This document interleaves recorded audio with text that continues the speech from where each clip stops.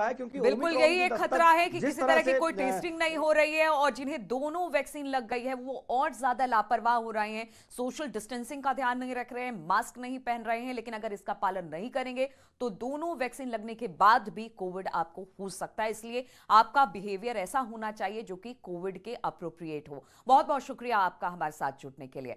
और अब बात सीएम पुष्कर धामी की करें तो आज सीएम हल्द्वानी दौरे पर रहेंगे। यहां पर सीएम पीएम मोदी की रैली की तैयारियों का जायजा लेंगे। वहीं व्यापार मंडल के कार्यकर्ताओं के साथ कार्यमंडल में हिस्सा भी लेंगे। सीएम रोजगार मेले में युवाओं से भी बातचीत करने वाले हैं।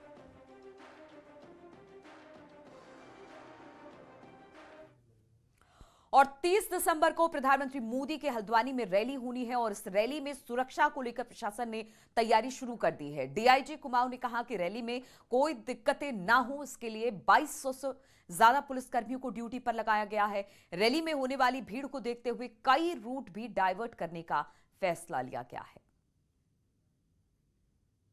टेक्निकल टीमें जो है हमारी, जैसा बीडीएस, एलआईओ और जो भी टेक्निकल टीमें लगेगी, डॉग स्क्वाड वगैरह, तो ये जो कुछ तो हमने कुमाऊं रेंज से दिया है और बाकी जो अन्य टीमें जो है जो बाहर से भी हम लोग गढ़वाल देहरादून से भी मांग कर रहे हैं। पुलिस मुख्यालय को एक्स्ट्रा फोर्स और एक्स्ट्रा जो टीमों की है जो मांग की गई है।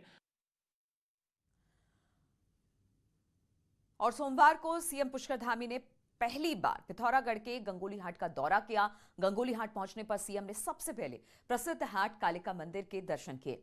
इसके बाद उन्होंने एक जनसभा को भी संबोधित किया। साथ ही मुख्यमंत्री धामी ने गंगोली हाट विधानसभा के लिए 155 करोड़ की 8 योजनाओं का लोकार्पण और शिलान्यास किया। जनसभा को संबोधित करते हुए सीएम ने कहा कि केंद्र और राज्य की सरकारों ने बीते 5 सालों में उत्तराखंड के विकास के लिए बहुत काम किए हैं। आने वाले समय में भी सीएम ने डबल इंजन की सरकार बनने का भरोसा जताया। आशीर्वाद लेंगे, विजय संकल्प का अभियान करेंगे। पूरा विजय संकल्प है, इसमें कोई विकल्प नहीं है। और उत्तराखंड की जनता को जो मोदी जी ने काम किए हैं, उत्तराखंड सरकार ने काम किए हैं, दोनों ने मिलकर 1 लाख करोड़ की योजना पिछले 5 वर्षों में उत्तराखंड के लिए स्वीकृत हुई है। तो हमारी जो सरकार उत्तराखंड की जो उसकी ज़रूरत है, केंद्र की सरकार उसको अपनी प्राथमिकता में लेती है। दोनों सरकारें मिलकर डबल इंजन तेजी से आगे बढ़ेगा। और देहरादून से खबर लेते हैं, जहां पर सरकार के कद्दावर मंत्री हरक सिंह रावत की मुलाकात कांग्रेस चुनाव अभियान समिति के अध्यक्ष हरीश रावत से हुई। सूत्रों के मुताबिक मुलाकात रविवार रात को देहरादून के होटल में करीब 15 मिनट तक चली है।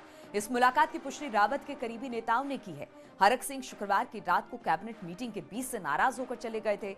नाटकीय घटनाक्रम के करीब 22 घंटे बाद शनिवार रात को हरक सिंह सीएम पुष्कर धामी से मिले और दोनों का हंसता मुस्कुराता एक वीडियो सामने आया। लेकिन इस मुलाकात के भी 24 घंटे बाद हरक की बात अब हरीश रावत से हुई है। उनके साथ मीटिंग हुई है। हालांकि हरीश रावत से मुलाकात पर हरक ने कैमरे पर कहा कि वो होटल तो गए थे लेकिन हरीश रावत से नहीं मिले। राजनीतिक गलियारों में चर्चा गर्म है कि हरक रावत कभी भी पाला बदलकर घर वापसी कर सकते हैं, यानी कांग्रेस का दामन थाम सकते हैं। मेरी मुलाकात भी नहीं हुई। वो जब आए तो मैं अलग था, काम कर रहा था और वो आए अपने कमरे में चले गए, फिर मैं वहाँ से निकल गया। मेरी मुलाकात भी नहीं हुई उनसे, हरीश रावत जी से, इस मुद्दे पे। पर ये जरूर हुआ कि वहाँ मतलब मैं जब पहुंचा तो उनके लोग थे और उन्होंने कहा कि हरीश रावत जी अभी यहाँ आ रहे हैं। और हरीश रावत ने भी हरक सिंह को लेकर बड़ा बयान दिया है। हरीश रावत ने कहा कि बीजेपी ने शायद हरक सिंह को कह दिया है कि अपनी हालत में रहो और वो अपने विधानसभा में कोई संदेश नहीं दे पाए, इसलिए अब ये उनकी तड़प है और वो फड़फड़ा रहे हैं। जी अपनी कॉन्स्टिट्यूंसी में कोई संदेश नहीं दे पाए कोटद्वार में विकास का, इसलिए उनकी तड़फड़ाहट है, झटपटाहट है। और साथ साथ किसी ने मुझसे कहा कि शायद भाजपा ने कह दिया कि अपने हालत में रहो, तो वो थोड़ा सा हाथ पांव फैलाना चाहते हैं। और विश्व की सबसे सुंदर जगहों में एक है औली, जहां की बर्फबारी होने के बाद नजारे काफी सुंदर हो जाते हैं। ऐसे में पर्यटकों के लिए औली किसी स्वर्ग से कम नहीं है।